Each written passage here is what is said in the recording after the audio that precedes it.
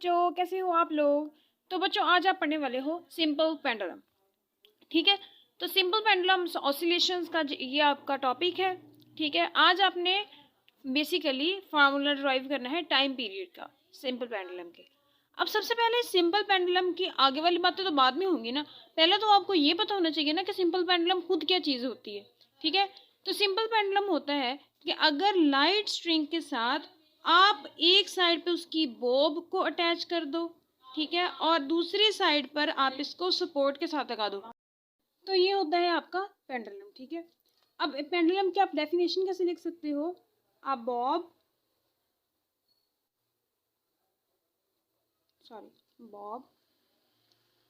attached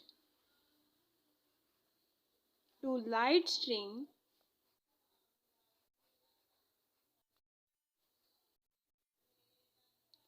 fixed at one end। ठीक है, तो ये होता है आपका सिंपल पेंडुलम कि एक स्ट्रिंग होता है लाइट सा, इसके साथ आपने बॉब अटैच की होती है और दूसरी साइड से आपने इसको फिक्स किया होता है। तो ये तो हो गया आपका पेंडुलम। रियल लाइफ में भी आपने बहुत सारे पेंडुलम देखे होंगे, पेंडुलम टाइप चीज़ें देखी होंगी। जैसे सबसे जो कॉमन चीज़ जो अपने अपने बचपन में देखी है, अब भी देखते होंगे, वो होती है स्विंग, पिंग जिसको हम बोलते हैं, आगे पीछे आप उसको उसके ऊपर झूले लेते हो। ठीक है, तो वो पेंडुलम की मिसाल है। इसके अलावा जो क्लॉक्स होते हैं उनके अंदर भी पेंडुलम होते हैं। तो बच्चे अब हमने टाइम पीरियड इसका तो फाइंड करना है। ठीक है, लेकिन टाइम पीरियड फाइंड करने से पहले आपको पता है ना कि मैथ फिजिक्स के अंदर जब हम कैलकुलेशन करते हैं तो चीज़ों की कॉम्प्लेक्सिटी को, केस की कॉम्प्लेक्सिटी को ख़त्म करने के लिए हम क्या करते हैं भला, हम ये करते हैं कि उस केस को आइडियल तस्वर कर लेते हैं। ठीक है, आइडियल का मतलब क्या है कि कुछ कंडीशंस ऐसे लगा देते हैं जिसकी वजह से आपकी कैलकुलेशंस जो हैं वो आसान हो जाती हैं। तो इस पेंडुलम के ऊपर भी, इसकी भी कैलकुलेशन को करने के लिए हम कुछ कंडीशंस लगाते हैं। पहली कंडीशन तो ये है कि हम ये तस्वुर करते हैं, हम ये इमेजिन करते हैं कि ये जो स्ट्रिंग है, इस स्ट्रिंग का मैस जो है वो 0 है, यानी स्ट्रिंग आपकी मैसलेस है।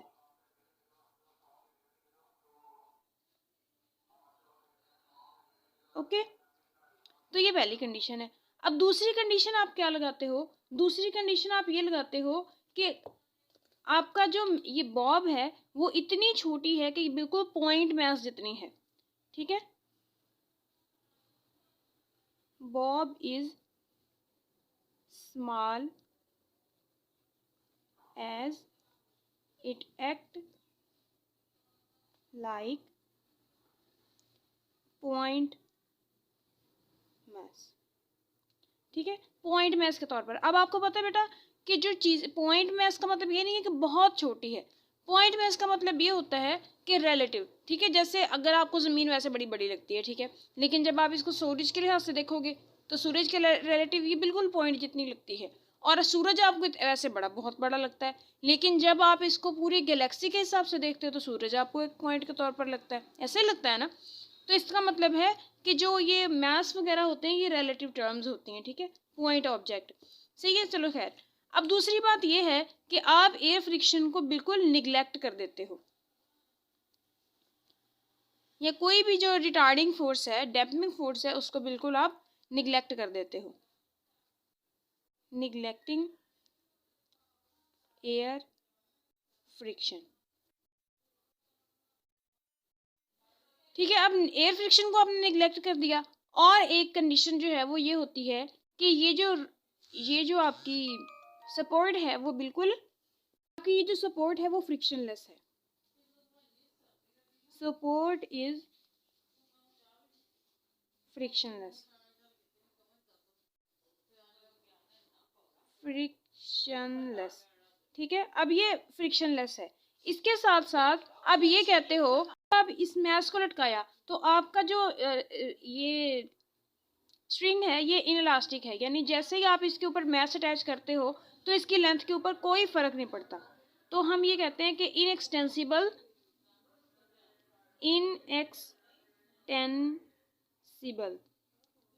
स्ट्रिंग, यानी स्ट्रिंग आपका जो है इसकी लेंथ पे कोई असर नहीं पड़ता जब आप इसके साथ मैस को लटका देते हो। ठीक है, ये कंडीशन हो गई। फिर आप ये कहते हो कि ये जो आपकी बॉब है ये कॉन्ट्रैक्ट नहीं होती। ठीक है, यानी जब इसका टेम्परेचर डिफरेंट होता है, टेम्परेचर डिफरेंस होता है, तो ये कॉन्ट्रैक्ट नहीं होती। ये कुछ आइडियल पेंडुलम की कंडीशंस हैं, ठीक है। अब ये कंडीशंस हो गई हैं, और जब आप कैलकुलेट करते हो तो कैलकुलेट करते हुए, यानी सारी कैलकुलेशन करते हुए इन चीज़ों को दिमाग में रखते हो, सही है। क्योंकि इन चीज़ों को अगर आप दिमाग में नहीं रखोगे, नहीं करोगे, तो फिर काफ़ी सारी कॉम्प्लेक्सिटीज आ जाती है। क्योंकि अभी तो हमने एयर फ्रिक्शन जो है उसको निगलेक्ट कर दिया है, लेकिन में असल में तो ये होती है ना कि जैसे अगर आपका बॉब छोटा है तो इसके ऊपर एयर फ्रिक्शन जो है उसका असर कम आपको मिलेगा, लेकिन अगर आप इस मैस को बड़ा कर दो तो फिर आप इस एयर फ्रिक्शन को निगलेक्ट नहीं कर सकते, ठीक है। तो अभी आपने सिंपल पेंडुलम देख लिया। अब हमने इसकी SHM सिंपल हार्मोनिक मोशन जो है सिंपल पेंडुलम की, उसको आपने डिस्कस करना है। और यहाँ पे हमने सिंपल हार्मोनिक मोशन, ठीक है। तो बच्चे सिंपल हार्मोनिक मोशन में आपने क्या करना है, देखो समझो ये आपका पेंडुलम है और ये रिजिड सपोर्ट है, इसके साथ आपने इसको ऐसे हैंग किया हुआ है। तो जब भी आपने बेटा इसका टाइम पीरियड किसी भी चीज़ का फाइंड करना होता है ना, उसका क्या तरीका होता है, ठीक है। कोई भी चीज़ जो सिंपल हार्मोनिक मोशन परफॉर्म कर रही है, अगर आपने उसका टाइम पीरियड फाइंड करना है तो कैसे करना है।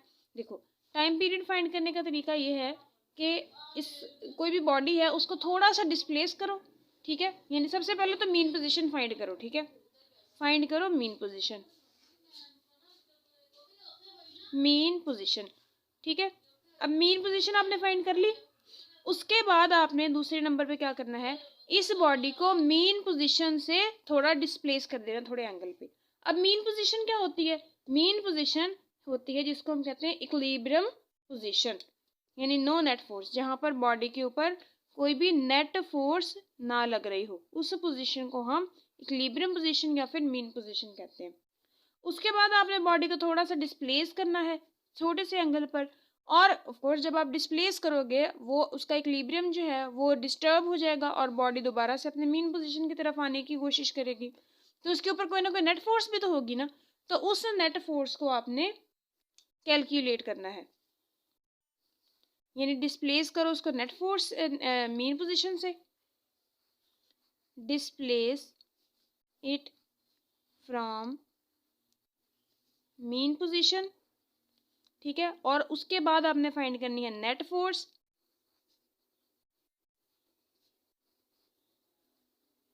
जब भी आपने नेट फोर्स फाइंड कर ली है तो कोशिश करो कि उसको इस फॉर्म में लिखने की, F is equal to -kx, ठीक है। यानी फोर्स जो है वो डायरेक्टली प्रोपोर्शनल होती है किसके, डिस्प्लेसमेंट के।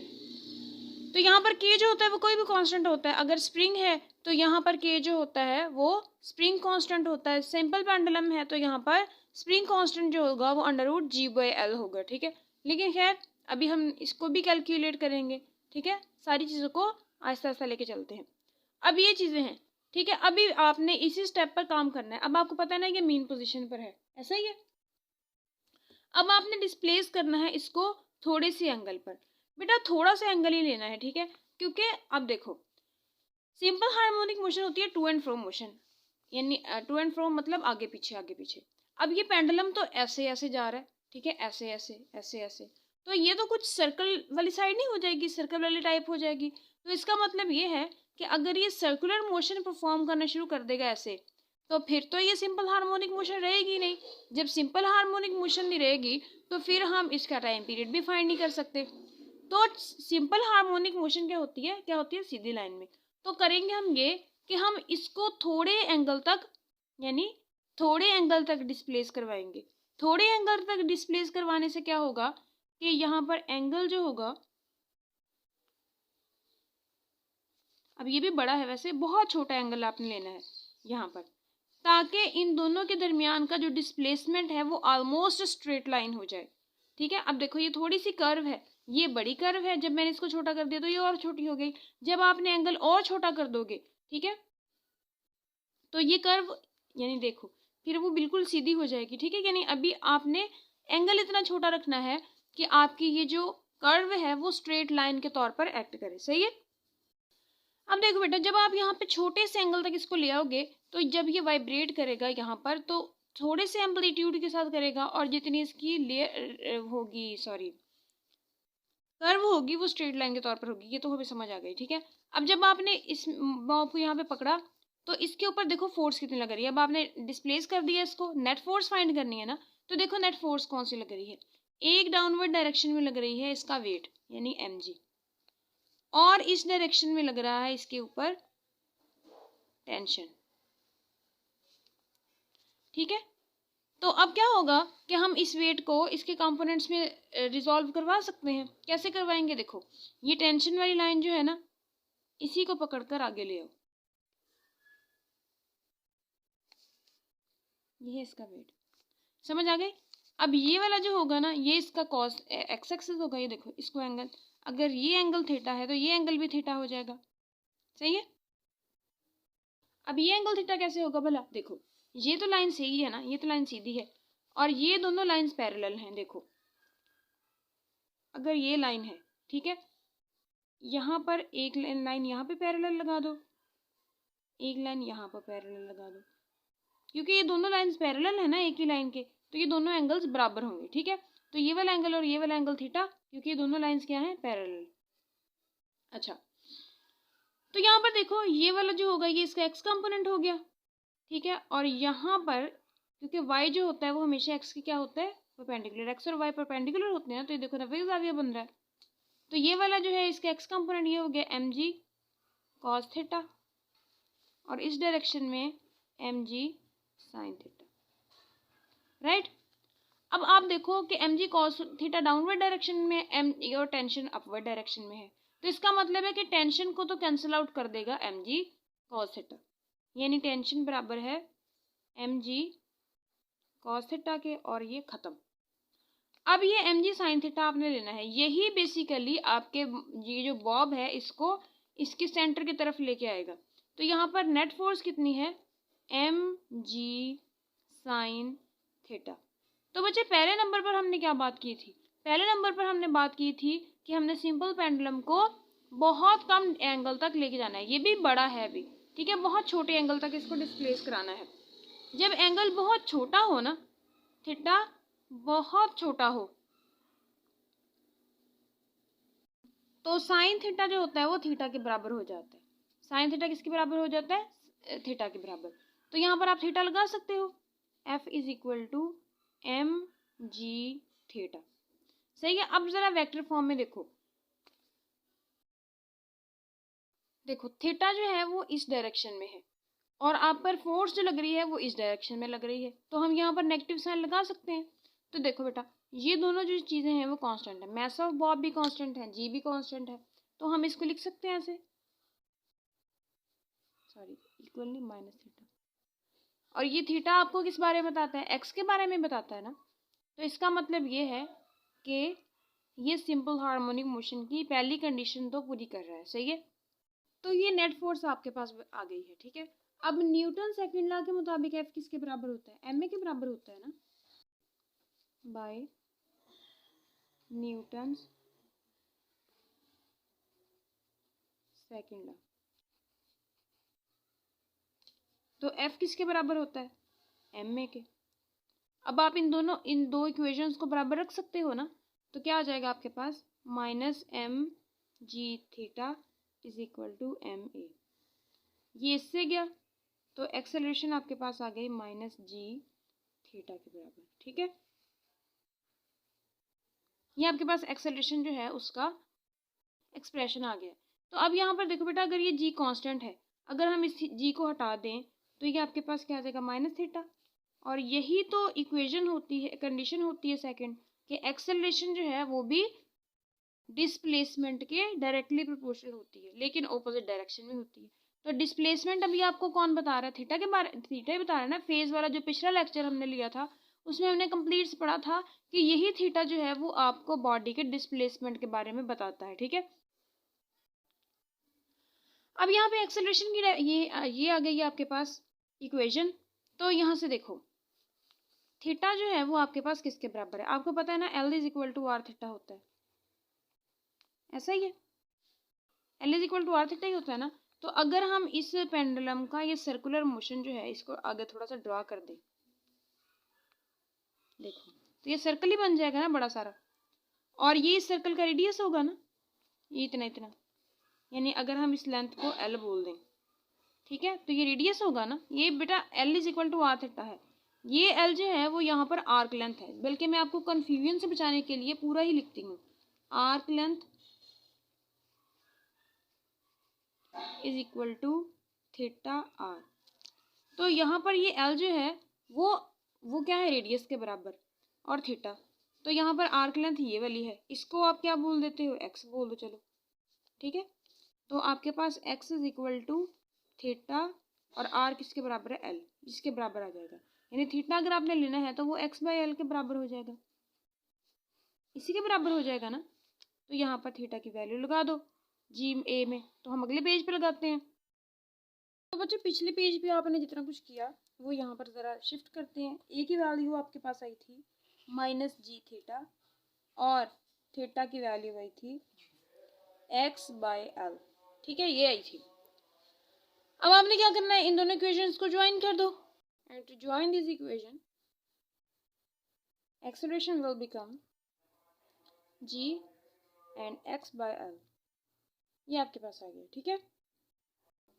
अब अगर आप यहाँ पे देखो तो आपके पास जो फाइनल इक्वेशन बनेगी वो minus G X by L ये बनेगी, जिसमें आपके पास जी भी कांस्टेंट है, एल भी कांस्टेंट है। जी कैसे कांस्टेंट है, ये कांस्टेंट ग्रेविटेशनल एक्सेलरेशन है।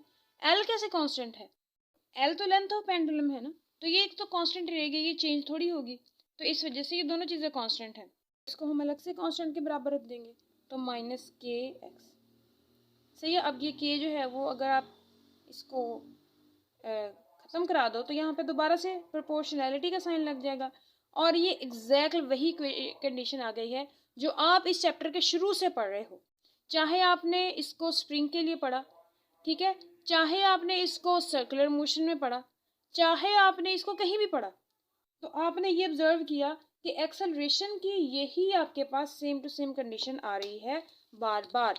और यही एसएचएम की खूबसूरती है कि आप कितने केस ले लो, वहां पर घूम फिर के एक्सेलरेशन आपकी एक्स के डायरेक्टली प्रोपोर्शनल, डिस्प्लेसमेंट के डायरेक्टली प्रोपोर्शनल आ जाती है। इसीलिए तो हम कहते हैं कि ये कंडीशन है जो सेटिस्फाई करना ज़रूरी है। ये लिटमस टेस्ट है किसी भी बॉडी की motion, to and fro motion के लिए, कि अगर वो ये कंडीशंस फुलफिल कर रहा है फिर तो वो सिंपल हार्मोनिक मोशन है, अदरवाइज हम कहते हैं भाई तेरे से हमारा कोई लेना देना नहीं है।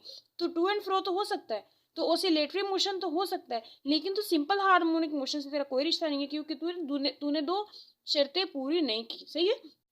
अब आपने फाइंड करना है time period, and time period is equal to 2 pi under root K by M, इसी के बराबर आई थी, आता था ना टाइम पीरियड आपका। और अगर आपने टाइम पीरियड में के की वैल्यू लगानी है तो वो आपके पास किसके बराबर है, यहाँ से वो है एम जी बाई एल, तो 2 पाई,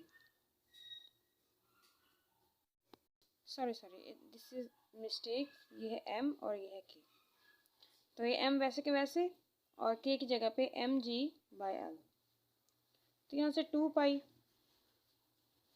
ये एल ऊपर चला जाएगा, मैथ से मैथ कैंसिल आउट हो जाएगा, तो एल बाई जी, ये आपके पास टाइम पीरियड का फॉर्मूला आ गया, सही है जी। अगर आप यहाँ पे गौर से देखो ना तो ये पॉइंट्स हैं जो आपसे किसी भी जगह पर पूछे जा सकते हैं।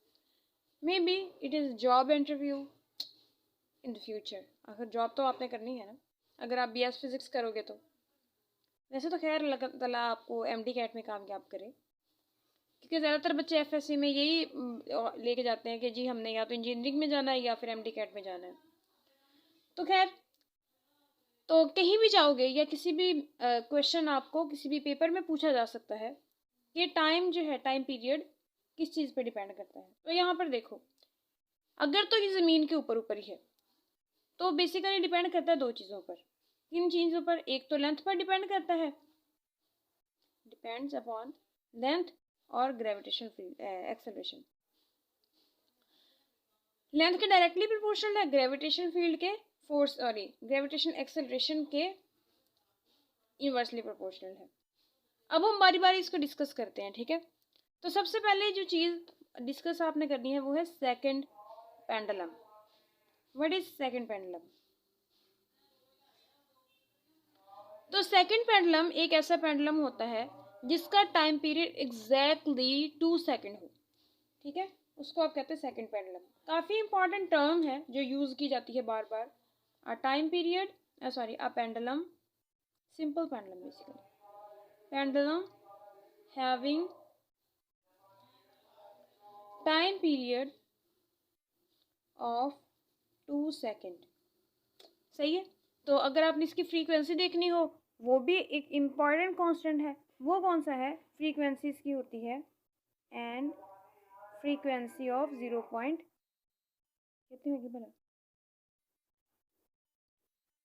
0.5 हर्ट्ज।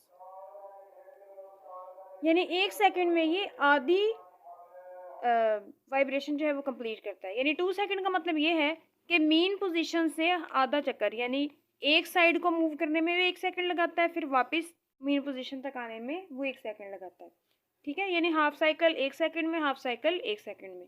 तो फ्रीक्वेंसी इसकी 0.5 हर्ट्ज होती है। 0.5 हर्ट्ज का मतलब ये है कि ये 1 सेकंड में आधी वाइब्रेशन कंप्लीट करता है, ठीक है। 0.5 यानी इसका मतलब मैं आपको कैसे समझाऊं फ्रीक्वेंसी का। देखो, अगर कोई चीज़ है, कोई भी पेंडुलम है, ठीक है, उसकी फ्रीक्वेंसी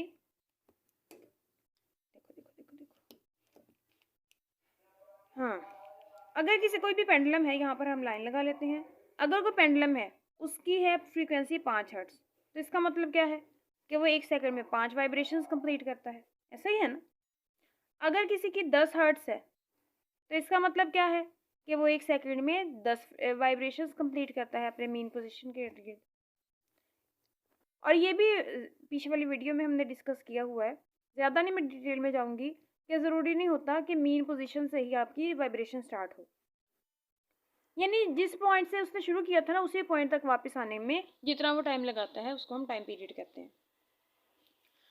अगर 15 हर्ट्ज है, तो इसका मतलब है कि वो एक टाइम में 1 सेकंड में 15 वाइब्रेशंस कंप्लीट करता है। तो यहाँ पर 0.5 हर्ट्ज है, तो इसका मतलब है कि वो 1 सेकंड में कितनी आधी वाइब्रेशन जो है वो कंप्लीट करेगा, ठीक है, समझ आ गई। तो ये हो गया फ्रीक्वेंसी के एक कॉन्सेप्ट क्लियर। सही है। अब हम करते हैं इससे रिलेटेड क्वेश्चन। तो पहला क्वेश्चन क्या है? पहला क्वेश्चन ये है कि अगर आप टाइम पीरियड को लेंथ जो है उसको 4 टाइम्स कर दो, if length of pendulum is 4 times, तो नया जो उसका टाइम पीरियड है वो कितना होगा। अब देखो, टाइम पीरियड आपके पास बेसिकली बराबर होता है 2 pi under root L by G बराबर, यही होता है ना, ऐसा ही है। तो अब आपने क्या करना है कि लेंथ जो है वो डबल हो गई है, तो ऑफ कोर्स टाइम पीरियड पे भी तो असर पड़ेगा। तो जो नया टाइम पीरियड है वो है टी प्राइम 2 पाई, लेंथ की जगह पे क्या आ जाएगा, 4L ओवर जी, ऐसा ही हो जाएगा ना, 4 बाहर आ जाएगा, तो टाइम टी प्राइम आपके पास हो जाएगा 2 पाई 4 अंडर रूट और under root L by G. सही है। तो ये बाहर आ जाएगा 2 हो जाएगा ना, ये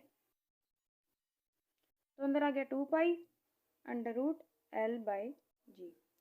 अगर आप गौर से देखो तो ये टाइम पीरियड है ना पुराना, तो इसकी जगह पे आप पुराना टाइम पीरियड लगा सकते हो। तो इसका मतलब है कि न्यू टाइम पीरियड पहले वाले टाइम पीरियड के क्या होगा, डबल होगा, यानी स्केयर रूट से रिलेटेड है।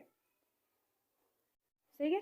तो इसका मतलब ये है कि अगर आप लेंथ जो है उसको 4 टाइम्स कर दो तो टाइम पीरियड जो है वो डबल हो गया।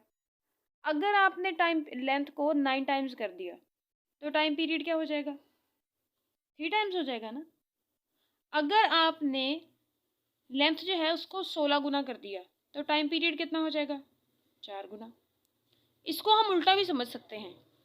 कोई आपसे कहे कि ये जी ये पेंडुलम है, सिर्फ आप इसकी लेंथ चेंज कर सकते हो, ठीक है, टाइम पीरियड इसका टी है, हमें टाइम पीरियड इसका 5 गुना ज़्यादा चाहिए, तो लेंथ को बेशक जितना मर्जी चेंज कर लो, हमें टाइम पीरियड इसके मुकाबले में 5 गुना चाहिए। तो सिंपली आपने क्या करना है, लेंथ को 25 गुना कर दो तो टाइम पीरियड खुद ही 5 गुना हो जाएगा। अगर आपसे वो कहते हैं कि जी हमें 7 गुना इसका टाइम पीरियड चाहिए, तो हमें नहीं पता आप क्या करें, तो सिंपली आपने क्या करना है, लेंथ को 49 गुना बड़ा कर दो। सही है, अगर आपने ज़मीन पर ही रहना, ग्रेविटी को चेंज नहीं करना। सही है। अगला क्वेश्चन है आपका एमडी कैट का। सही है, साल मुझे याद नहीं है अब, लेकिन खैर एमडी कैट का कह रहे हैं कि लेंथ ऑफ जो सिंपल पेंडुलम है ना, उसको आपने डबल कर दिया है। यानी पहले उसकी लेंथ एल थी, अब आपने उसको थोड़ा सा नीचे करने दो, अब आपने उसको डबल कर दिया, 2L कर दिया। सही है। अब वो कहते हैं कि टाइम पीरियड तो ऑफ कोर्स चेंज हो गई, हमें पता है। तो कह रहे हैं कि जो पुराना टाइम पीरियड था और नया टाइम पीरियड था, उसकी रेशो आपको चाहिए, यानी टी प्राइम बाय टी की चाहिए। तो पहले हम टाइम पीरियड फाइंड करते हैं ना। टाइम पीरियड कैसे होगा, देखो पहले वाला जो टी है, यानी तब तो आपकी लेंथ एल थी, तो T is equal to 2 pi under root किसके बराबर, एल बाई जी, इतनी हो गई। तो जो अगला टाइम पीरियड होगा टी प्राइम, वो कैसे होगा भला, देखो वो होगा ऐसे, T prime 2 pi under root 2L by G. सही है। अब अंडर रूट ये 2 बाहर निकल आएगा, तो ये टी प्राइम आपके पास क्या हो जाएगा, 2 pi under root 2 under root L by G. समझ आ गई। अब ये अंडर रूट 2 बाहर निकल आया, 2 pi under root L by G. सही है। अब ये आपके पास यही नहीं आ गया सेम टू सेम, तो सॉरी ये टी प्राइम तो मेरा गाना भूल ही गई, तो यहाँ पर टी प्राइम आपके पास आ जाएगा अंडर रूट 2 और साथ में टी। अब आपने रेशो फाइंड करनी है ना, नए वाले टाइम पीरियड की पुराने वाले टाइम पीरियड से। तो रेशो जब आपने फाइंड करनी है, तो T prime by T equal to आ जाएगा आपके पास, टी प्राइम की वैल्यू क्या है, अंडर रूट 2T,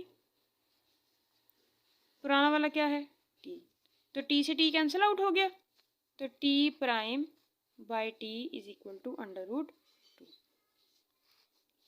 ये है जी आपके पास वैल्यू। सही है। आगे ऐसा ही एक प्यारा सा क्वेश्चन और करते हैं। वहां पे आपसे पूछा जाता है जी कि अगर कोई सिंपल पेंडुलम है, उसका टाइम पीरियड है जी 1 सेकेंड, टाइम पीरियड है 1 सेकेंड, तो बताइए उसकी लेंथ कितनी होगी। तो टाइम पीरियड का फॉर्मूला क्या होता है वो लिख लो, 2 pi under root L by G, T है आपके पास 1, 2 पाई इधर आके डिवाइड हो गया, इधर बच गया एल बाई जी। अब स्केयर रूट खत्म करना है, तो उसके लिए आपको स्केयर लेना पड़ेगा दोनों साइड्स पर, 1/4 पाई स्केयर, और यहाँ पर आ गया एल बाई जी, तो जी ऊपर चला गया, तो जी अभी 10 रख लो आप बाय 4, और पाई स्केयर की वैल्यू कितनी होती है भला, होती है जी 9.85।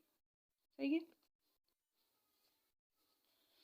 तो ये हो गया एल, तो इसको आप कैलकुलेटर से कर लेना, आंसर आपके पास आ जाएगा जितना भी आए। ठीक है। जब मैंने इसको कैलकुलेटर से किया है, तो इसका आंसर आया जी 10 बाई, इसको मल्टीप्लाई कराने से आया 39.4, और यह है 0.25 इज इक्वल टू 11। ओके, ये मीटर्स में है, इतनी लेंथ है ये आपके पास। ठीक है। अब इससे अगला क्वेश्चन वो कहते हैं कि time period of pendulum is 2 second. ठीक है, टाइम पीरियड जो है एक पेंडुलम का 2 सेकेंड है, ठीक है 2 सेकेंड। अब वो कहते हैं कि अगर इसकी लेंथ जो है उसको 4 टाइम्स कर दिया जाए, लेंथ को 4 टाइम्स कर दिया जाए, यानी 4L कर दिया जाए पहले के मुकाबले में, यानी जब L थी LNGTH is equal to length, यानी जब लेंथ L थी तब टाइम पीरियड था 2 सेकेंड। अगर हम इसको 4L कर दें तो नया टाइम पीरियड कितना होगा। ठीक है, तो हम निकालते हैं इसको जी। चलो देखो, टाइम पीरियड का फॉर्मूला क्या होता है, टाइम पीरियड का फॉर्मूला होता है T is equal to 2 pi under root L by G, यही होता है ना। टाइम पीरियड है 2 सेकेंड।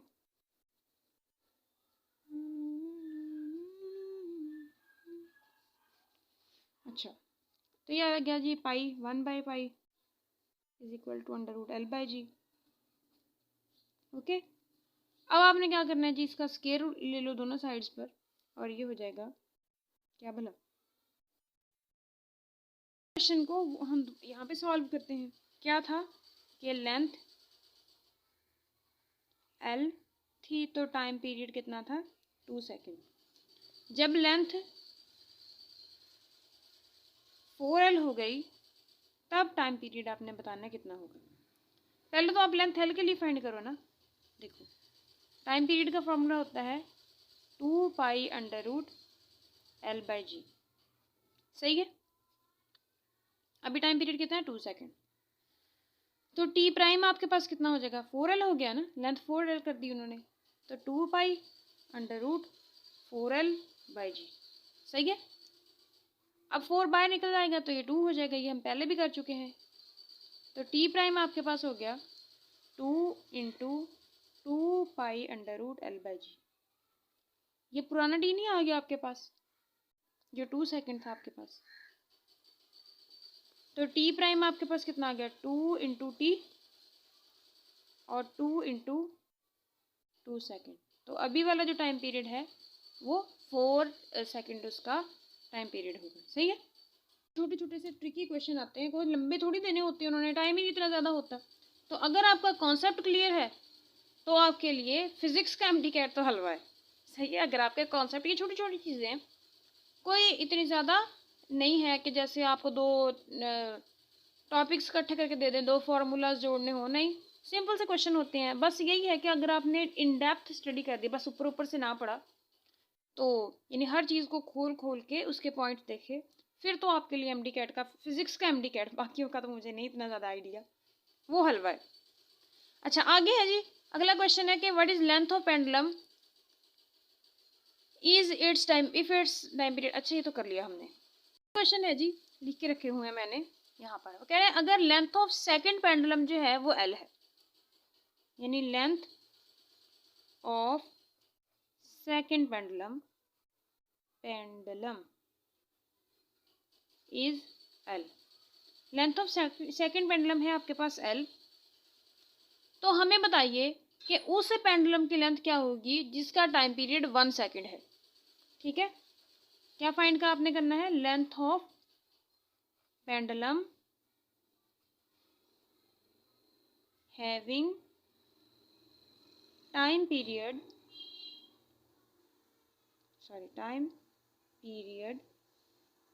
Of 1 second. ठीक है, तो इसका टाइम पीरियड बताइए आप। अब टाइम पीरियड आप कैसे बताओगे, उससे पहले आपको ये तो पता होना चाहिए सेकंड पेंडुलम क्या होता है। अभी तो हमने पढ़ा है सेकंड पेंडुलम क्या होता है। सेकंड पेंडुलम वो पेंडुलम होता है जिसका टाइम पीरियड 2 सेकेंड हो, यानी यहाँ पर आपको ये तो पता चल गया इनडायरेक्टली कि इसका टाइम पीरियड 2 सेकेंड है। कह रहे अगर आपका 1 सेकेंड हो जाए तो लेंथ पे तो फर्क पड़ेगा ना। तो देखो, पहले तो आप लेंथ निकालो टाइम पीरियड में से, तो आपको ताकि आसानी हो। टी इज इक्वल टू होता है 2 pi under root L by G, यही होता है ना। लेंथ आपने निकालनी है तो दोनों साइड पे स्क्वायर ले लो, तो T square by 4 pi square equal to L by G, और जी इधर चला जाएगा, तो ये हो गया T square by 4 pi square, G is equal to length. सही है। कह रहे जी इसका 2 सेकेंड है तो लेंथ L है, यहाँ पे 2 लगा दो, तो यहाँ पर क्या आ जाएगा, 2 2 बार 4, 4G by 4 pi square is equal to length. ये कैंसिल आउट हो गया, तो अभी आपके पास लेंथ आई है सेकंड पेंडुलम की कैसे, G बाई पाई स्क्वायर। अच्छा,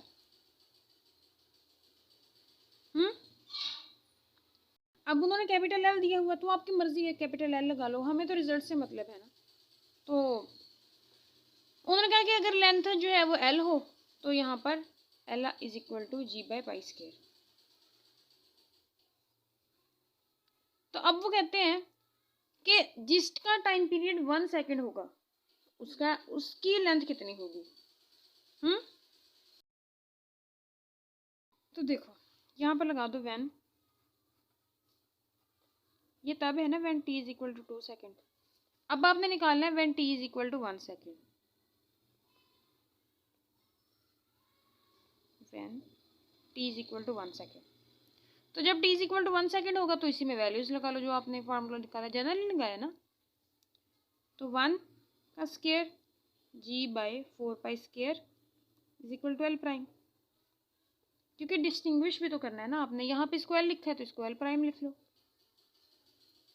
ये इसको एल लिखा है तो इसको बड़ा वाला एल प्राइम लिख लो, क्या फ़र्क पड़ता है। तो g by 4 pi square is equal to L prime. तो अगर आपने एल प्राइम देखना हो तो ज़रा इसको ऐसे कर लो, 1/4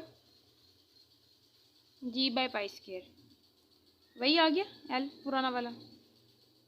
तो इसका मतलब है कि एल प्राइम आपके पास है 1/4, पुराना वाला एल की वैल्यू क्या है,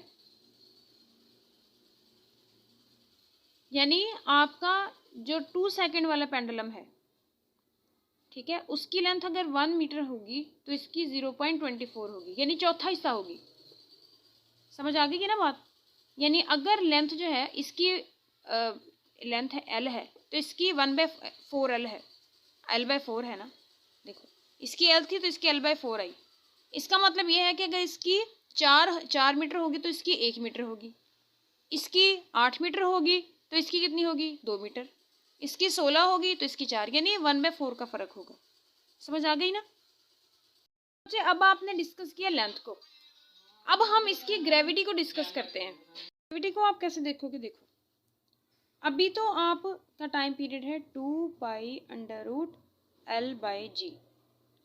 तो इसका मतलब है कि ग्रेविटी के इन्वर्सली प्रोपोर्शनल है।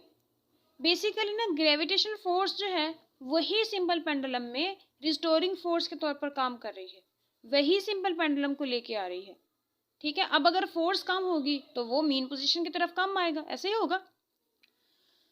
अब इमेजिन करो कि अगर आप इसको फ्री फॉल में ले जाते हो तो फिर क्या होगा, क्योंकि आपको पता है ना कि अगर आपने ग्रेविटी को कम करना हो तो आपको बहुत दूर तक जाने की जरूरत नहीं है, बस बॉडी को फ्री फॉल में ले आओ, ठीक है। सूडो फोर्सेस में आपने पढ़ा था पीछे वाले चैप्टर का, जो वेटलेसनेस वाला टॉपिक है ना, वो सारा इसी चीज़ पर है।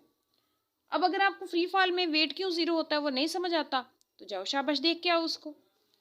बस मैं आपको इतना बताऊंगी कि जब बॉडी फ्री फॉल कर रहा होता है तब उसका वेट जो होता है वो जीरो हो जाता है, वेट जीरो हो जाता है तो ग्रेविटी भी जीरो हो जाती है। तो जब ग्रेविटी जीरो होगी तब क्या होगा, आपको पता है ना, जीरो होता है तो ये इनडेफिनिट होता है, अनडिफाइंड हो जाता है, इनफाइनाइट, तो टाइम पीरियड इनफाइनाइट हो जाएगा। इसका मतलब ये है कि आपके जब आप उसको वो फ्री फॉल कर रहे हैं तो डिस्प्लेस कराओगे ना तो वो यहीं पर रहेगा, वापस ही नहीं आएगा। इनफाइनाइट का मतलब यही है ना। टाइम पीरियड का क्या मतलब होता है, टाइम पीरियड का मतलब होता है वो टाइम जिसके अंदर वो अपना एक वाइब्रेशन कंप्लीट कर रहा है। अब ये इनफाइनाइट टाइम में अपना एक वाइब्रेशन कंप्लीट कर रहा है, तो इसका मतलब क्या हुआ कि ये वापस आने में इन्फिनिटी टाइम लगाएगा, यानी वापस आएगा ही नहीं, और जहाँ पर ये पड़ा होगा वहीं पर रहेगा, वापस ही नहीं आएगा। समझ आ गई। तो बच्चों ये था आज का आपका सिंपल पेंडुलम का लेक्चर। होप्स हो कि आपको इसकी समझ आ गई होगी। मिलते हैं अगले लेक्चर में, तब तक के लिए आप अपना ख्याल रखना। अल्लाह हाफिज़।